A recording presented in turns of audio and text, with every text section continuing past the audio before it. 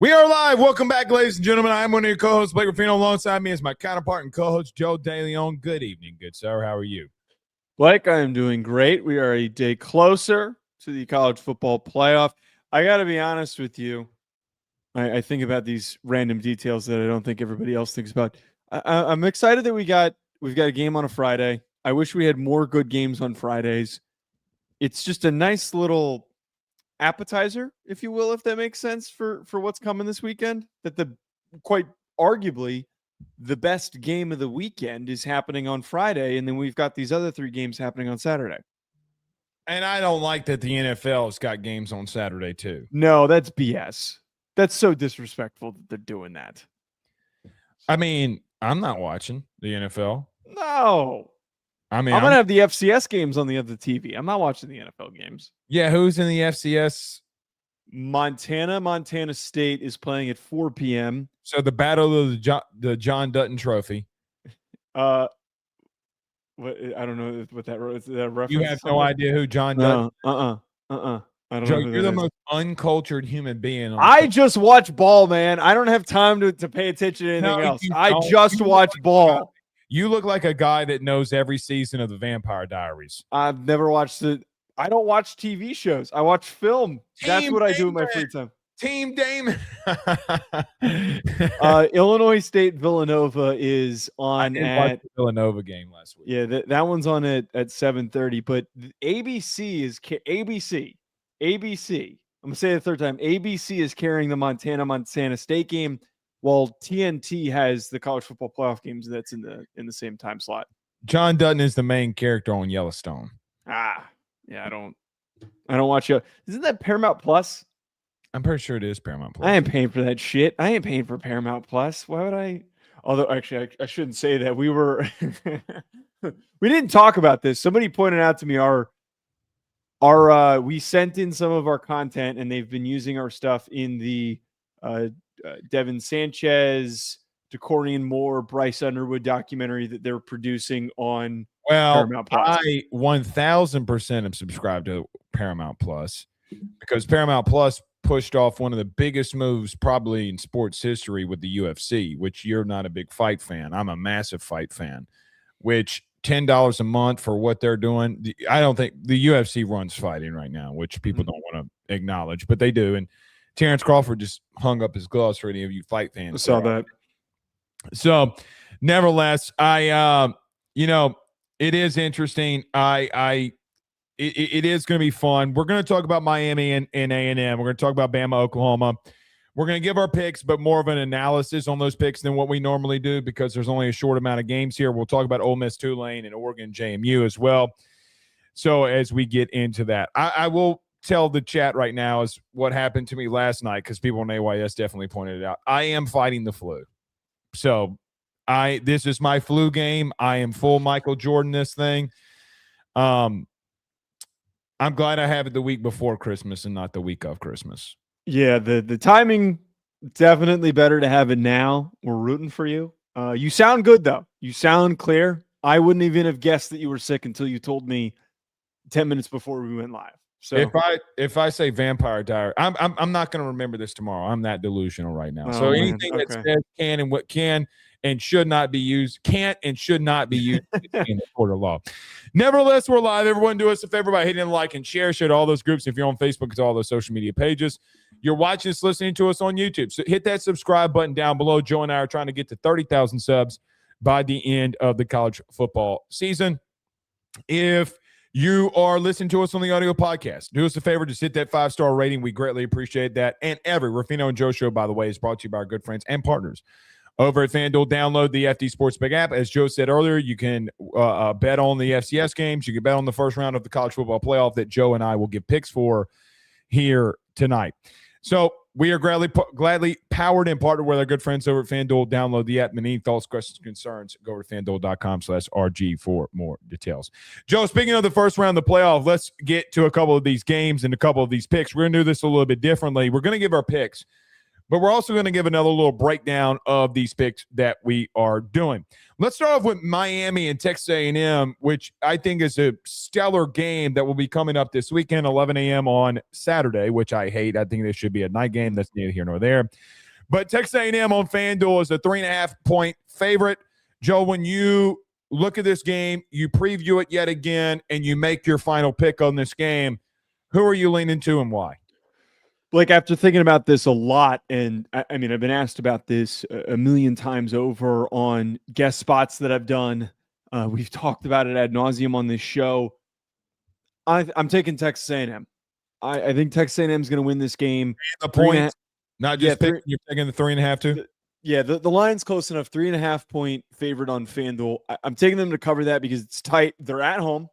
Kyle Field is a huge advantage to host a game there, hence the fact that their best performances came at home. They played some of their best games this year when they were playing at home, and the worst game that they had all year long against Texas was when they were traveling to Austin to play at Texas. But the biggest thing for me, I really am so locked into the speed and the talent that they have at receiver. It's something that we have talked about numerous times throughout the season when evaluating Texas A&M, when previewing them. It really hung with me, the struggles that Miami's secondary had when it was challenged by receiving cores that were semi-good to really talented when they faced Louisville with Chris Bell. I think that Craver and Concepcion are going to be able to produce enough big plays for them to win this game. I don't think this game's going to be a blowout. I don't think this game's going to be a boat race. I see this game as a touchdown victory for Texas A&M. As I said in the preview that we did last week, this is going to be a real punch-in-the-mouth game on both sides. Both teams have good offensive and defensive lines. Both teams are going to try and settle things at the line of scrimmage. But where the separation occurs with some general similarities, I think it comes from Texas A&M, from Craver, from Concepcion, taking advantage of this inconsistent secondary. So I look at this game and something that, look, I've seen a lot of people you say talking about this game. We've been asked about it a lot. Miami fans have definitely been in the comment section in reference to this game. And you know what? One thing that I have not heard from anybody about talking about this matchup has been this game's at Kyle Field. And over the last decade and a half, since they have come into the SEC, A&M has always been the team, the program, with all due respect to A&M, and I'm sure Marshall and all the A&M fans that watch this show are going to kind of say, we don't like Blake saying this, but it's kind of the truth. They've been looking for relevance. Like we are a part of the club. Like when you go into the preseason and you talk about A&M, it's not really fluff anymore. Like A&M just made a playoff and it went 11-1 when they did it. And Joe, I've said this. If I've said it once, I've said it 1,000 times. Kyle Field, whether it be at noon, whether it be at night, whether it be on planet Mars, and Elon finds a way to transform and transfer Kyle Field onto Mars, it ain't going to matter. That place is going to be loud. It's going to be rowdy because they have been yearning for this exact moment. When I look at A&M, and I just say screw the on the field for just a moment.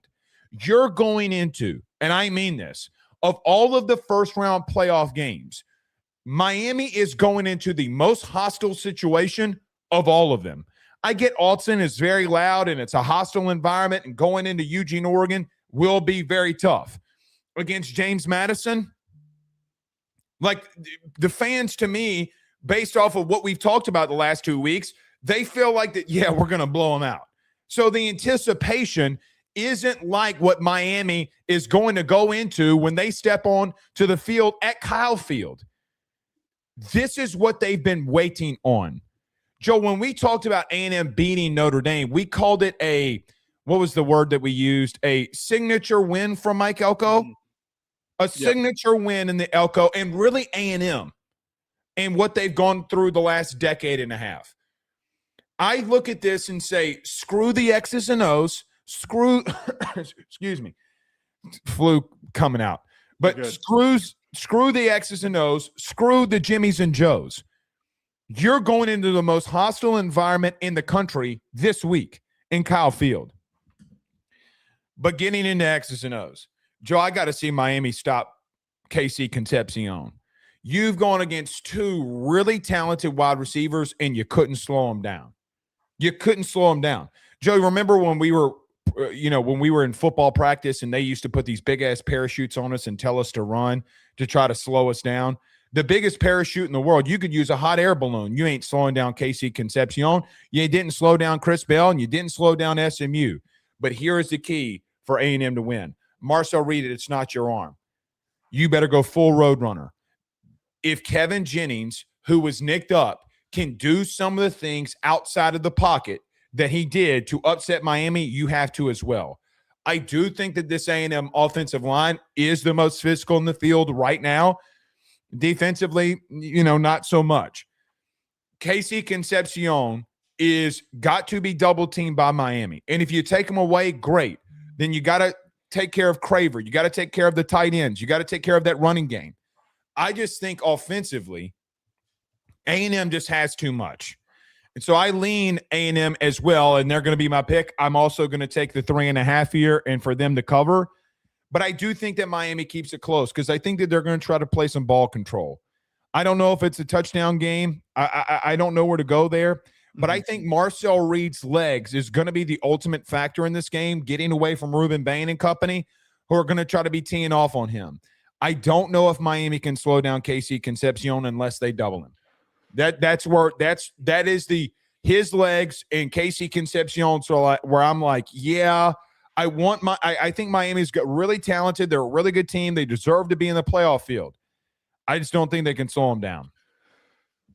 We already talked about this, and I even pulled a clip of you mentioning how this is the best receiving unit that Miami secondary has seen all year. That's a real challenge. And I also look at individual matchups I think are really key when we talk about a game like this because the margins are really close. Miami's offensive line has not seen a pass rush like this. They have not seen Cassius Howell. They have not seen Deion Hayes. They are, and anyone who wants to check me on that, they're a top team in the country in terms of sack production. Inversely, A&M has. A&M has faced a pass rush equally as good as Miami's. They faced off against Missouri when they squared off with Missouri's pass rush that had Damon Wilson, Zion Young, and they allowed 1 sack in that game. I'm not saying that is a de facto, like, oh my God, Miami's fraudulent. That's not what I'm saying. Well, but I feel like I have a little more evidence. At bay too. I mean, if we're just being blunt, they kind of kept Notre Dame at bay in that front seven too. If we're being honest. Yeah, well, that was well before. That was one of those games, and I'm not an excuse making for Notre Dame. That was one of those games where Notre Dame, both of the first 2 games, Notre Dame hadn't figured out their pass rush. Fair. They didn't have any sack production, so there's just not a lot to pull from that and compare and say Notre Dame's pass rush was a challenge for either team. But regardless, the lines of scrimmage is where this game is won.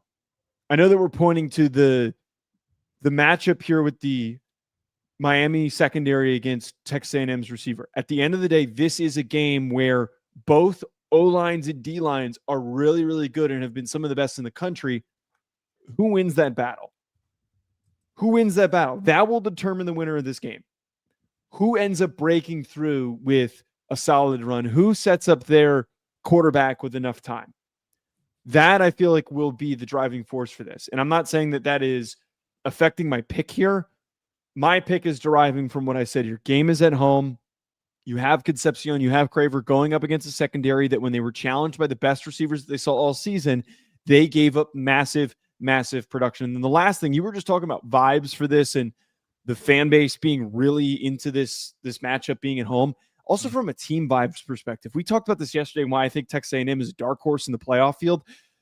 They are incredibly motivated by what they just dealt with at the end of the year. They have should have a lot of similarities to what Ohio State dealt with last year.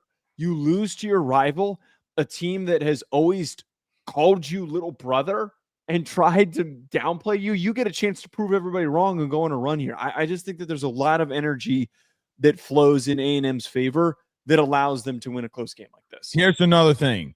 The best coach defensively calling situational defense this season has been Mike Elko on 3rd down. They're the number 1 team in the country. They're not even giving up a fourth.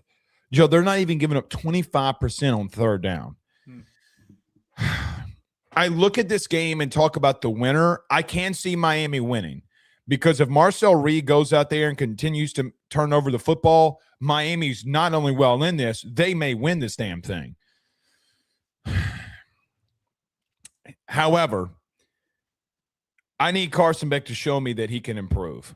That when all-out pressure is being sent at him, that he's also not going to turn the ball over. I think both of these teams are equally as talented. I really do. And on the neutral field, FanDuel said that it would be a half a point like A&M. Like these teams are very evenly matched. I just got to go with A&M because I'm going to lean more on Marcel Reed. I'm going to lean more on Casey Concepcion. Can Malachi Toney make some explosive plays? Can he get vertical when he needs to? I just don't know if I trust Miami offensively enough to be able to go in Kyle Field and score enough. So for that reason, I'm going to take A&M to win. I'm going to take A&M to cover. Yeah, I'm matching you on this pick. I agree with you. I'm taking A&M, taking them to cover.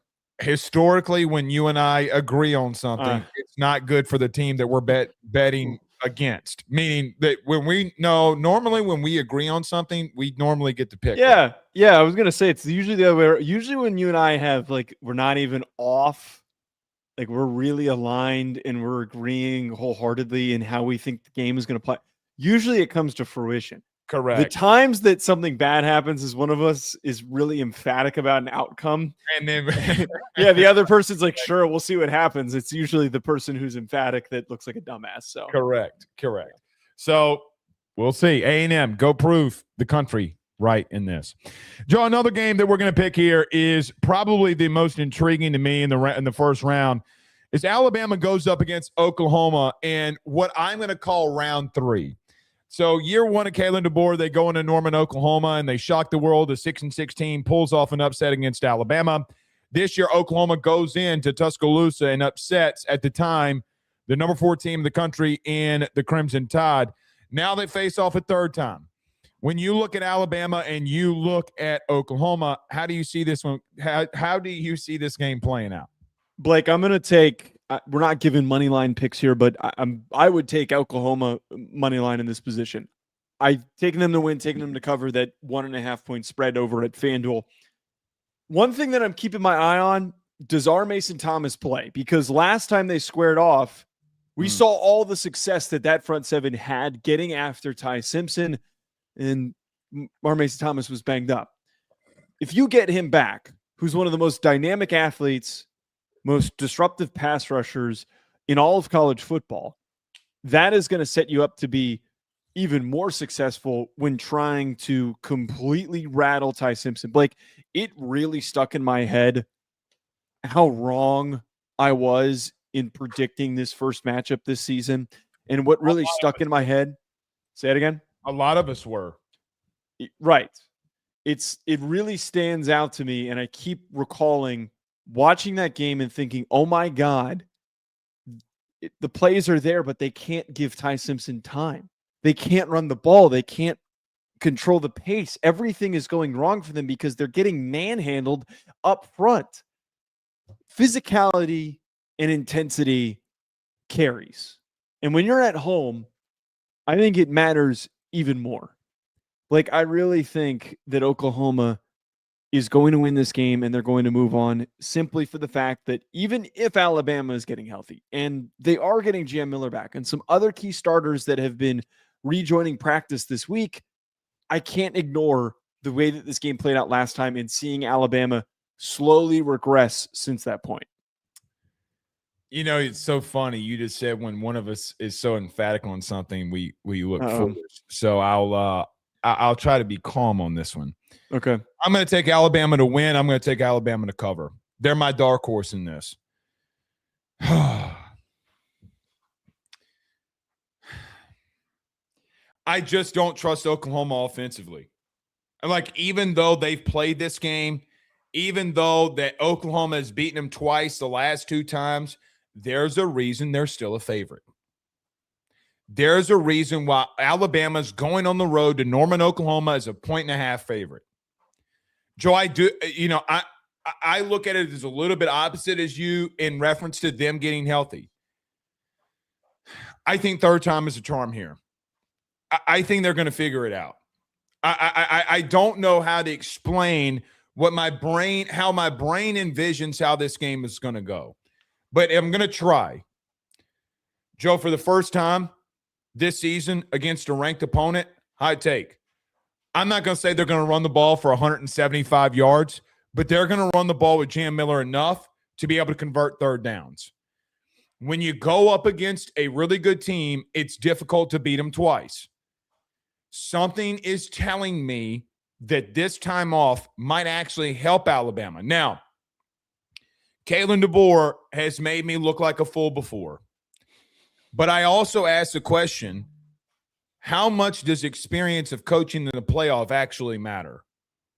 Does Brent Venables – let me ask it like this.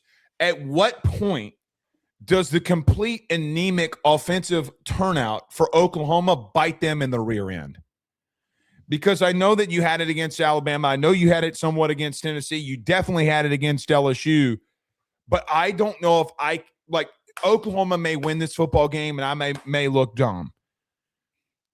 But there's something completely off with John Mateer in this offense. They can't run the ball either. They were able to find a way defensively because their defense just kept showing up week after week. Something is just telling me that Alabama's going to find a way. I don't know how. But they're going to have to find a way to get their tight ends involved who are getting healthy. They're going to have to find a way to get Jeremy Bernard the football a lot. And I think that they're going to do it. I look at Ty Simpson and say, when I look at this game, I have more faith that Ty Simpson's going to find a way over these last 2 weeks to figure it out more than John Mateer. I might have a whole bunch of egg on my face for saying that. But they also are – it's not just the offensive side of the football that they're getting pieces back to. They're getting pieces back in their front seven. LT Overton looks like he might be going. And if LT Overton's going to go, by all means, I think that they're just an overall better team. Pierre's got to get after John Mateer. But, Joe, I just saw Oklahoma against a very, very, very depleted LSU.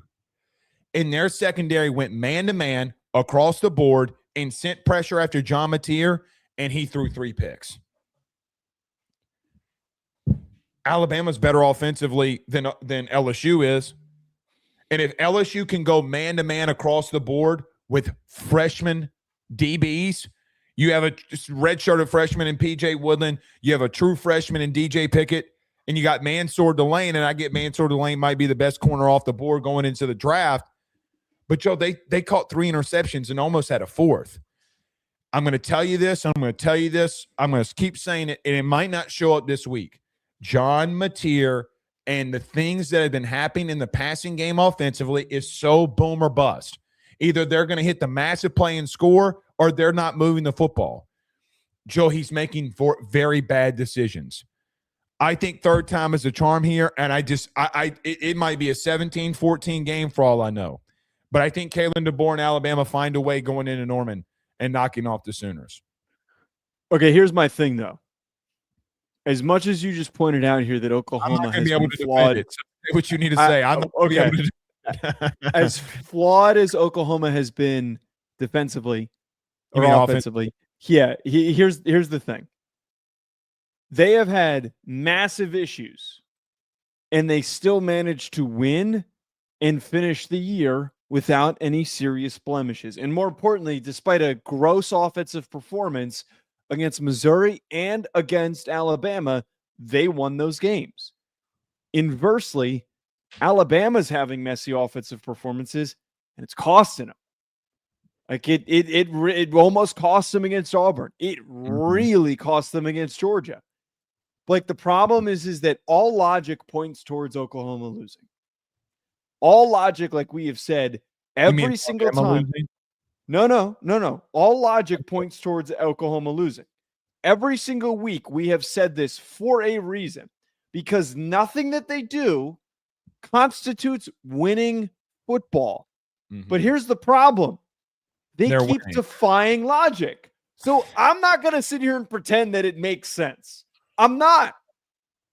They have found ways to win by forcing turnovers, kicking field goals, and getting short fields. Yeah, it's but at the some point, stupidest successful team that I've seen. But at some point, and it might be Indiana that does this to them.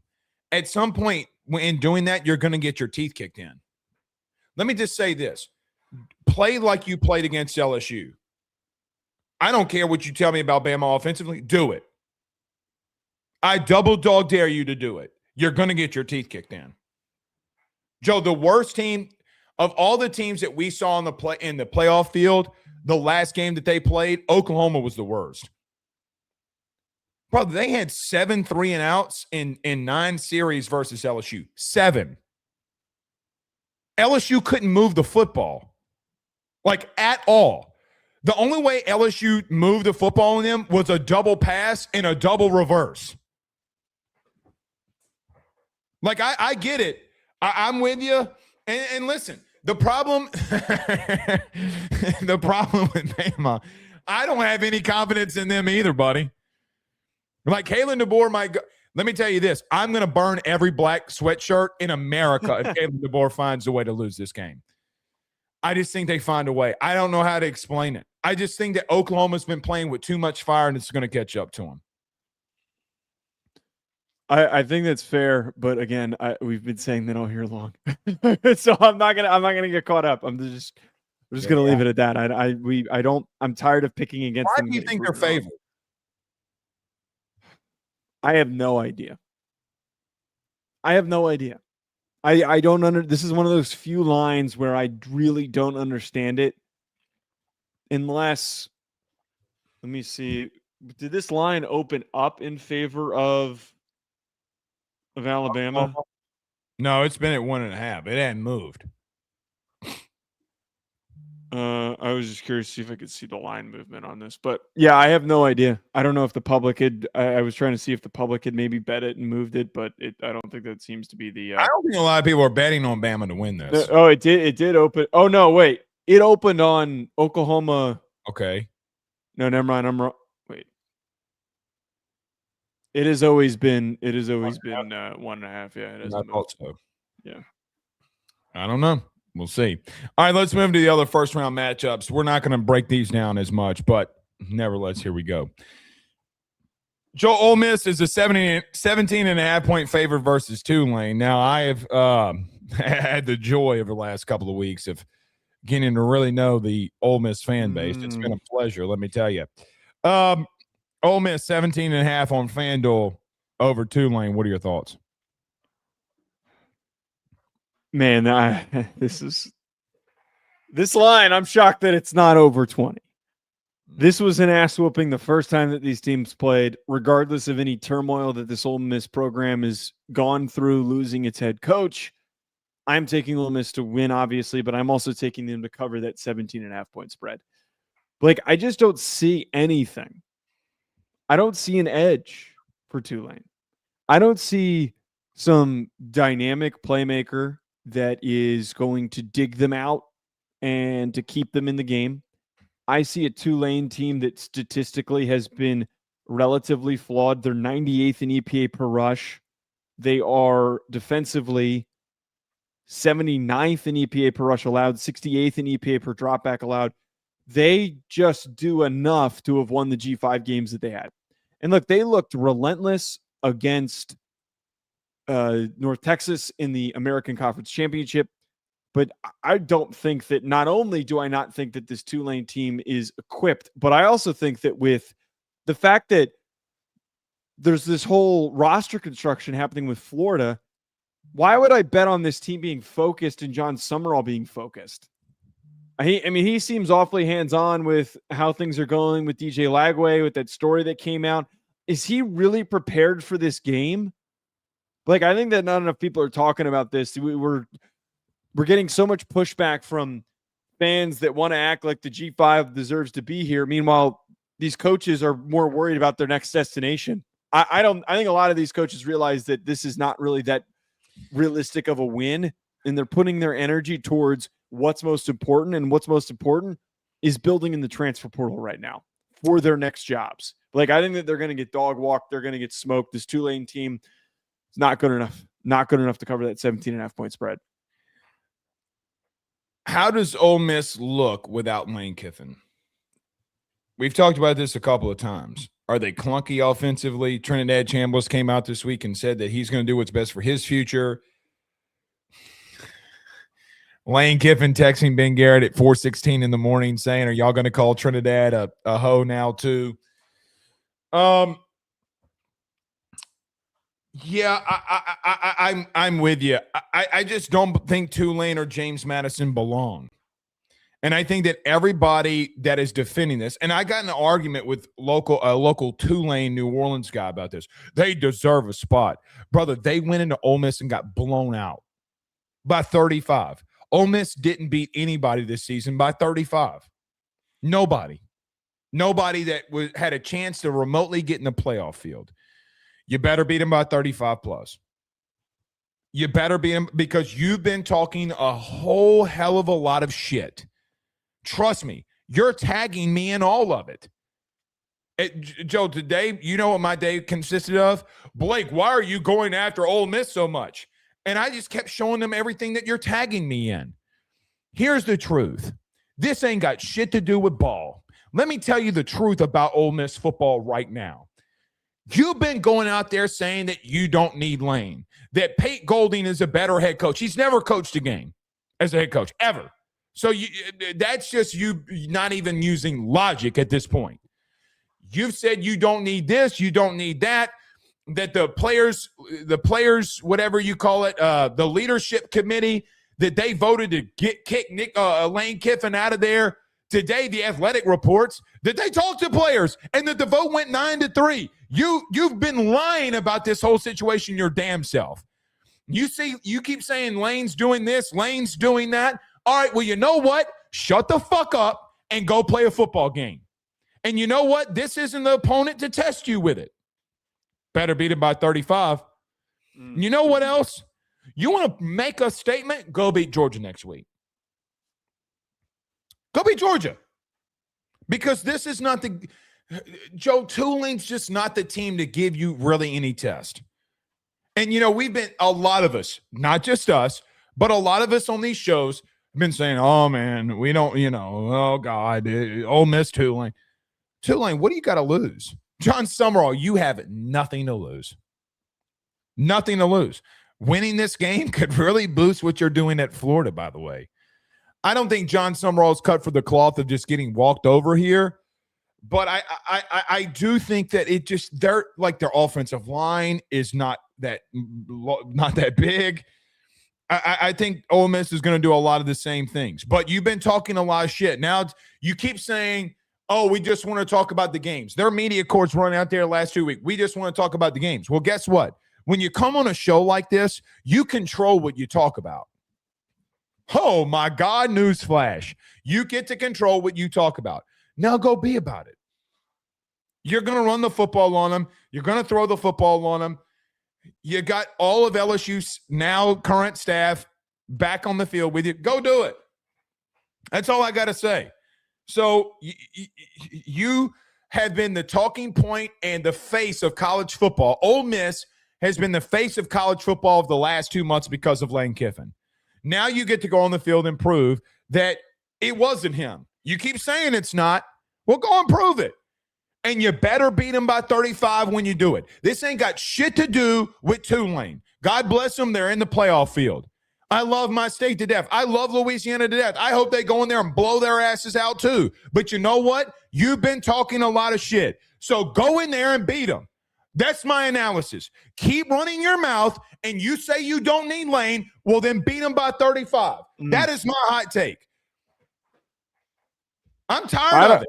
I don't disagree. I don't disagree. I think that with all the belief that you're better off without him, and even though you wanted to keep him so badly, you can't come out hungover. You can't come out in this game sluggish and slow and disoriented. You got to come out swinging. Make a damn statement during the game. Can you imagine Lane Kiffin tweeting during this game? I hope he does. I hope he does. That'd be freaking funny. What if he's adding Charlie Weiss Jr. run the ball? I don't think that's going to work very well. But for real, Joe, there's nothing Tulane does that's going to stop. By the way, their secondary is dead last in the playoff field, by the way. Dead last. The Tulane one? Yep. Passing yards allowed, they're in the 110s. They're going to get roasted again. All right. Let's move over because we might actually talk about this game. Joe, Oregon versus James Madison. Oregon on FanDuel is a 21.5-point favorite. When you preview this game and you place your pick, where are you going? I think I know where you're going. You're going. I'm taking Oregon to cover. I'm taking Oregon to cover 21.5. I don't. JMU especially does not belong in the college football playoff. I mean, this is not a team that is going to be able to shock Oregon. They're stepping into a brutal road environment, an absolutely brutal road environment where they've never been really truly challenged like this. And we watched in the Sun Belt Championship game, we talked about how they had problems covering Ra Thomas. A lot of big plays, a lot of contested catches. Like, I don't see any capable possibility that they're going to be able to cover, even if DK Moore and Evan Stewart are unavailable and they can't go. They're not going to be able to slow down this passing attack one bit. This is going to be a boat race. It's going to be a boat race like when they played Liberty a couple years ago. This is a game where Dan Lanning, we know he likes to make statements. And I think there's a real opportunity and shot for them to do it here. 21.5 points is nothing. Just as we talked about with Tulane, there is nothing that JMU does well enough or a big-time player that they have that they can turn to. They won the Sun Belt. Congrats. There is something I'm intrigued about in this game. Okay. James Madison does have one of the top run defenses in the country. I don't think they're slowing this down. So I'm not saying Oregon's not going to be able to run the football at all. However, I am intrigued by it. The thing that I'm most intrigued about this game is not necessarily if James Madison can hang on. You're going to have to go all out. Like, I look at James Madison, God forbid Oregon lines up to punt, you got to go and try to rough the punter. Like, you got to go all out to block the punt. You got to do unconventional things to knock teams off. Like, I think of Michigan, App State so many years ago. I think of all these big group of 5 upsets. A lot of those teams had big special teams plays. The thing that I am most intrigued about this game, DK Moore is back at practice. So is Evan Stewart. And I feel like the missing link to finding what Oregon could ultimately be. What if DK Moore does come back and starts balling out? What if Evan Stewart? I mean, Joe, could you throw Evan Stewart in for a series? Just see what's going on. Is he ready? You know, they've been pretty cagey about this, and I've listened to all of Dan's press conferences. I don't know the status, and I'm not going to pretend like I act like I know the status of Evan Stewart. Boy, he could be a hell of a distraction. Throw him the ball once. Throw him the ball once to see. If he's ready, let him go. This team's getting healthy. And so for that, I'm just intrigued to see what is the overall ceiling that Oregon can be. And I don't think Evan Stewart's going to give you 8 catches and 150 yards. I don't think but he can give you 3 catches and 30 yards. He can give you some production. They're going to have to find a vertical passing game that's consistent. And you can't do it with a tight end. The only tight end that I've ever seen that's the big vertical threat for an offense was Gronk. Right? Like Gronk was the play action, pull the guard, hit a post over the middle. Like, he was a big vertical threat. That's why he was the best tight end of all time, in my opinion. But other than that, you're going to have to find some guys on the boundary or the slot that can get vertical for you. And I do think that's the missing link. With a lot of guys coming back and a lot of the injuries starting to subside here going into the playoff, you don't want to get people hurt versus James Madison, and I get that. But can you find something? Because, Joe, this is where you find yourself. You got to find yourself now. I agree with you. I'm taking Oregon to win. I'm taking Oregon to cover.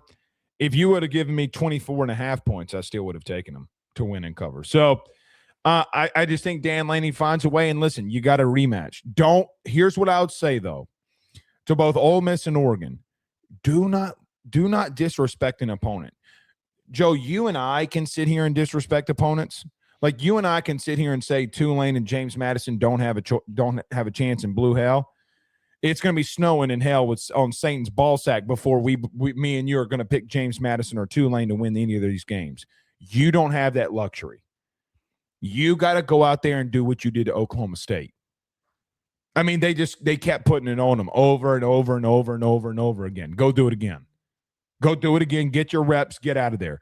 Joe, I do think that there's a scenario here where Oregon is benching starters at halftime.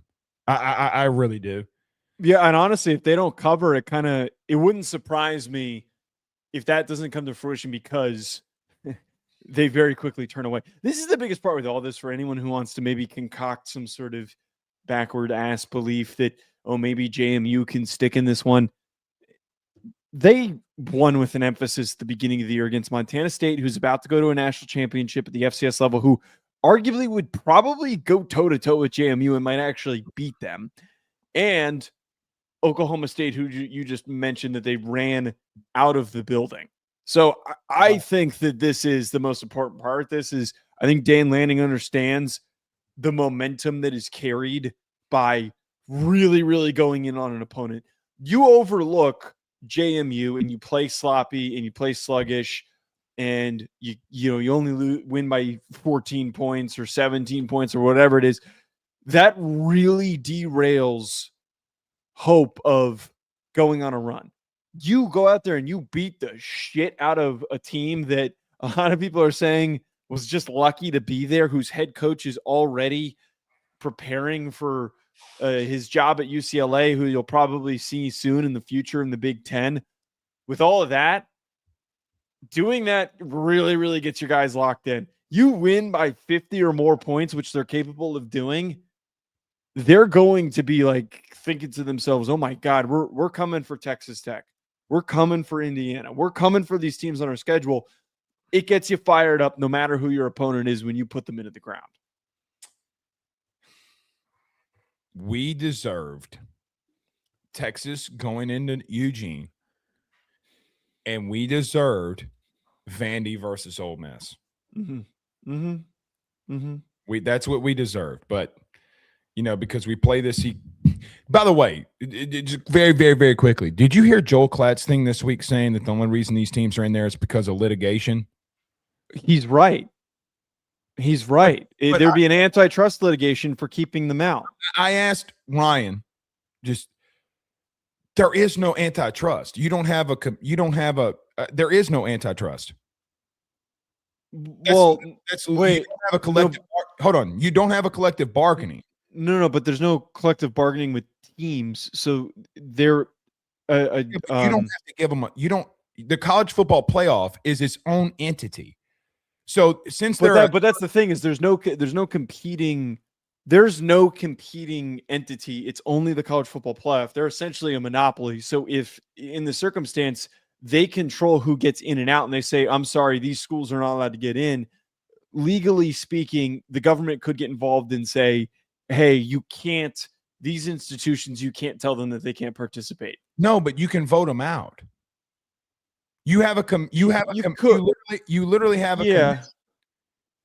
But his argument more so had to do with you can't put rules in place so they wouldn't be eligible. But they are eligible. But you're right. You're right. You're right. They could do an all at large situation. He was more so alluding to the fact that if they just straight up said, we don't want you, go figure it out. We don't care.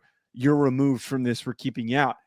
I do think that, to your point, and it's aligned with everything that I've said, if you have a G5 team that's good enough to qualify, that is a UCF, a Cincinnati, or a Boise State from last year, put them in. Like, they deserve to get in. That's why we need to move to all at large, and we need to get rid of the AQs. I agree. All right, let's move on here before we get to Super Chats. Joe, there's been some big quarterback news over the last couple of days. We'll get to Drew Mestemaker in just a moment. But Jayden Maiva it has been reported that he has signed a new deal with USC and that he is coming back for the 2026 season. What are your thoughts on Maiava returning to USC? Yeah, Jayden Maiava was one of these guys that was trending towards potentially being a first-round pick this upcoming year, and I'm actually kind of surprised he didn't declare for the upcoming draft. I really thought that it would have made a lot of sense for him to make the jump in a year where there's really not very many good quarterback options. Athletically, he has the tools where he could have declared and a team could have fallen in love with him and bought in. But he does need work, just like a lot of these guys that we're talking about, and it makes a lot more sense for him to return. I saw Maiava show a lot of signs of growth and improvement and overall just be a really dangerous playmaker. His skill set worked really, really well in Lincoln Riley's offense. 3,400 yards, 23 touchdowns, 8 interceptions. He's got to cut down on the big mistakes in big games. He had a couple of really bad turnovers in some of their biggest games this season. That's where he needs to take the leap. And if he does, he absolutely will be a first-round pick. This is another guy, and I know that I'm kind of freely throwing this out there. He has the tools and is in the right system to be somebody who could be a Heisman finalist next year. And for anyone who thinks it's asinine to say, the kid was a Heisman hopeful in the middle of the season before he started to have a couple of tough performances. So it's on the table. It's capably possible.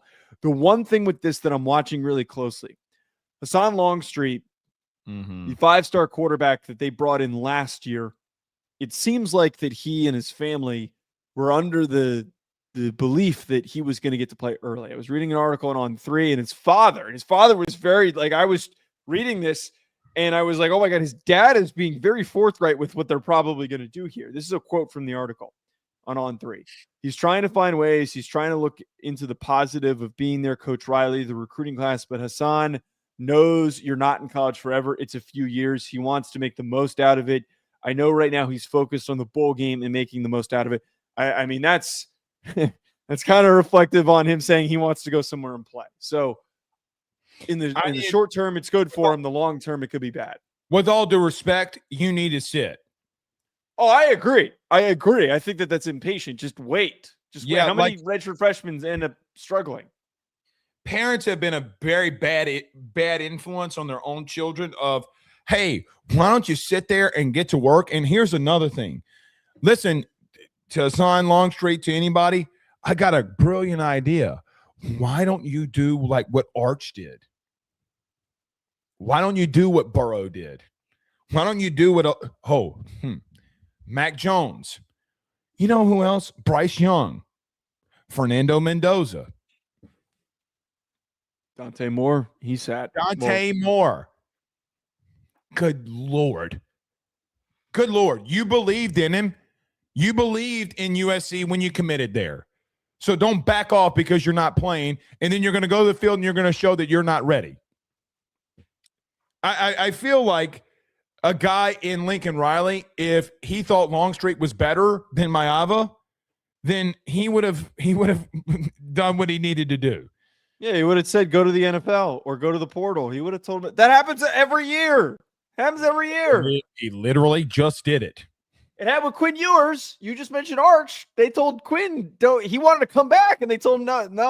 They told him to go to the NFL. Exactly. In reference to Maiava, I agree with you on one thing. Those 8 interceptions got to come down. I think that he has shown massive amounts of growth. You know how big I am on completion percentage. Look, he went from a 59% completion percentage guy. Joe, he's at 66, 67%. That's a massive leap. I agree with you. Some of those throws, some of those decisions have got to get better. There were some times that I think he's just said, I think he said, F it, Lemon's down there somewhere, and it just didn't go his way. But you got to clean that up. I do think he needs some more, some receiving help when Mekhi leaves and things like that. He's got to turn that down. I do think they're building something really good and rebuilding from within after a couple of bad seasons in Southern Cal. I think it's a big deal because, Joe, again, we keep talking about this. Just because Garrett Nussmeier didn't work, just because Drew Allard didn't work, doesn't mean that we have not seen – guy behind me. We haven't seen guys come back for their 5th year and really excel.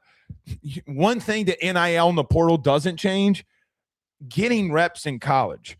I think it just benefits all parties. The thing about him, too, is he had 29 total touchdowns before, and we're not even before the bowl game, so anyone who watches this, he's going to eclipse 30 touchdowns. Again, turnovers got to come down. You're right, the Notre Dame situation and some of these games that on the road, he's got to get better there.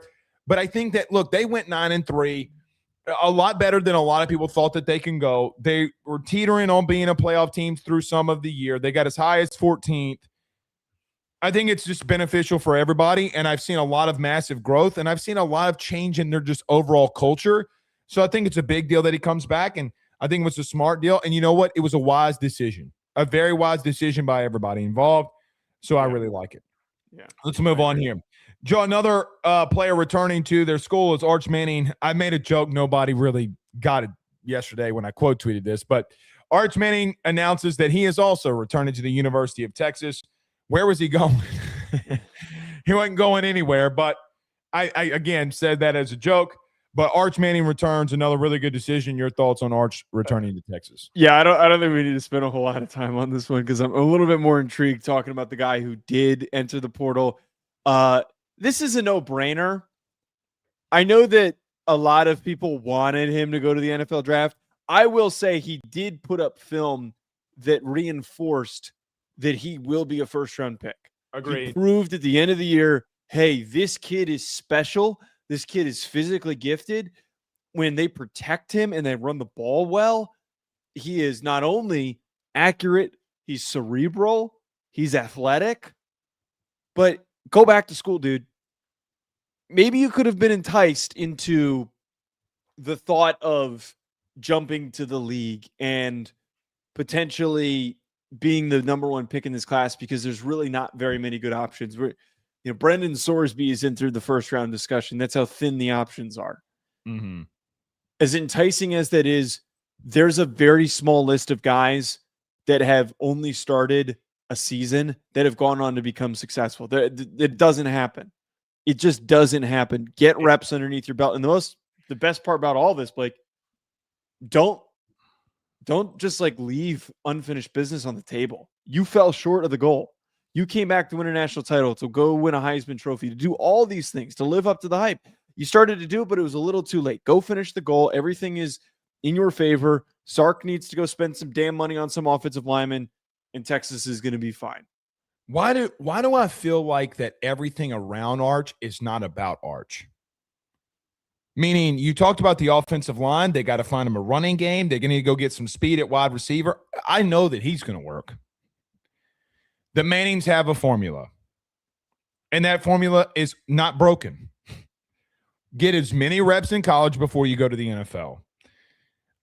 Look, down the stretch, I felt like Arch was a lot better, as you mentioned, and I think that this is a no-brainer. But here's the ironic part of all of this. He scored 31 touchdowns in the SEC. I'm going to repeat what I just said. He scored 31 touchdowns in the SEC. He was ass. I was the one, if you remember in the preseason, you and I had some pushbacks with one another about, listen, man, I don't think he's coming in here and going to light the world on fire like everyone was building them up to. I didn't see it. But boy, he got better as the season went on.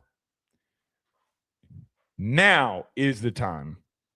Joe, going into next season, I'm on the Arch Manning hype train because I've seen a lot. Screw you. You can't do that. You can't suddenly get in on him. No, I can because I knew what his first year was going to look like. I said it in the preseason. He was not ready.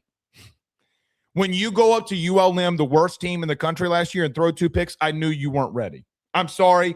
I know it's 2 throws, but I just knew you weren't ready. It's okay to not be ready. It's okay. For an example, I'm bulking right now. Hitting the gym and I'm bulking. I'm not ready for beach season. He wasn't ready to start. I mean, we all go through these phases. I'm just being honest. You got to go through a bulk phase. You got to go through a shred phase. Now he's about to hit a shred phase. I think I've seen a lot from this kid in the second half of the season. He made some insane throws. Completion percentage has got to come up, though. That's all I'd say. Yeah. All right, before we get to Super Chats here, the most I can't believe that this young quarterback hit the portal. Drew Mestemaker of North Texas is entering the portal. Joe threw for 4,100 yards this year, 31 touchdowns, 7 interceptions, ran for 5 more, completed 70% of his passes.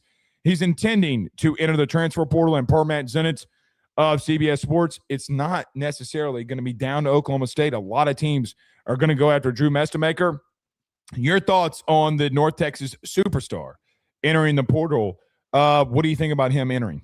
Yeah, well, I mean, I think it's just generally, it's obvious his head coach left to take the Oklahoma State job, as you pointed out here.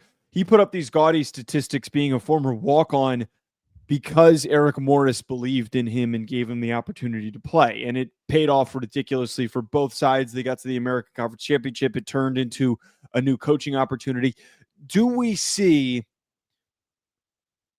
and I'm going to double check this after I say this, because Eric Morris was Cam Ward's coach. He took the Washington State OC job. Cam Ward followed him, and it worked, and then it propelled him forward. Do we get a Mestemaker situation where it's like the Washington State spot where he trusts his coach and the buy-in, or does he go elsewhere to prove himself and prove what he is? Like, I think a lot of schools are going to throw a lot of money at this kid. Does Oklahoma State have the money to match it?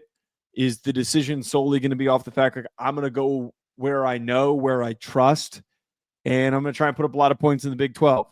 I think a lot of teams that are desperate for steadiness at quarterback are going to be intrigued by what he brings to the table. And he's also, he's not like a super old player too. He's got a lot of he's got eligibility remaining, so that's one thing that makes this incredibly intriguing. Being a redshirt freshman, I believe, this past season, that you can have him for a very, very long time. So he's going to get a lot of attention. Absolutely. Those picks got to come down. Tulane exposed him a little. Oh, he played very poorly against right Tulane. He's got to go to a system where decision making is quick. Can I? Oh, this is going to come off. People are going to yell at me. They're going to yell at me. They're going to yell at me. It doesn't matter. You know where I think he's the best fit? I think he should go and sit at Georgia for a year and go to a pro-style offense. I don't agree with that. Okay, you don't have to agree with it, but he could get beat out by Puglisi. I don't. He's not getting beat out by Puglisi. He's too. You say that. I think okay, here's the thing with Mestemaker. I don't think he's very physically, like, he doesn't have some crazy arm, some crazy traits or anything like that. Like, he's a good player. But he's got the frame to do it on. He's at North Texas. Joe, they got usable. Everybody has the same Gatorade bottle that they pass around. Okay. It's the Blue Mountain State, brother. Like, I mean, he's got the frame. He's got the ability. I think he's going to go to Oklahoma State. T-Bone Pickens got money, man. He's got money. So, look, that's where I think he's going to go. I don't really have much to say about it. He did a lot of really good things. He lit the world on fire. I just think that he's going to go to Oklahoma State. All right. Yeah, it makes the most sense. Let's get to a couple of these super chat. Royce Pierce says, good evening, guys. I hope y'all had a great day.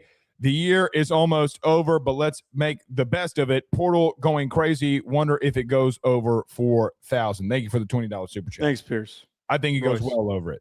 Yeah. Yeah. I don't know. I'd be curious to see what happens. It's a good question. He's going to go well over it. I'll take the under. Rick with a $20 super chat says, love the show. Have a blessed and Merry Christmas. Gig 'em Aggies beat the hell out of Miami. Winner of that game makes the semifinals. Ooh. I don't think that's a crazy take. I think it could be a momentum builder to get to the semifinal. But thank you, Rick, for the super chat. Merry Christmas to you as well, and for all of our listeners. And at Ruffino and Joe Show, we say Merry Christmas. KC3 with a $10 super chat says A&M has looked progressively worse over the last couple of weeks. Marcel Reed 6 interceptions, actually 9 total turnovers. But in the past 4 games, A&M defense has given up many points in every decent offense they played. Canes by 2 scores. No way. Well, okay, definitely not by 2 scores on the road. But the second part with this, are we not going to act like Miami hasn't had their own issues? Right. Against weak competition? I don't know. I mean, neither team is perfect in this situation. So we can't act like that Miami is the team that's trending upward. LSU would have been the second best defense that Miami would have seen all year, and A&M put 40 on them. Yep, that's correct. I mean, absolutely correct. Speaking, it is the best secondary they saw, statistically speaking. Yeah. And Mansour, DeLeone, and them. So, listen, they got to clean things up, but no team, there's no I don't think Indiana's played good ball, like perfect ball. There's no perfect team in the playoffs. There's not a 2019 LSU, which, by the way, Bill Conley can eat grass. I'm sorry, that was a very bad take that he had that 2022 Bama team ahead of him. I hope he drowns. Not really. Okay. But not really. That's a joke. But I'm serious. That made me so furious. But A&M's got things they got to clean up. We gonna act like that Carson Beck doesn't have things he's got to clean up too? Right. Come on, dude. Come on. All right. See you tomorrow. Peace.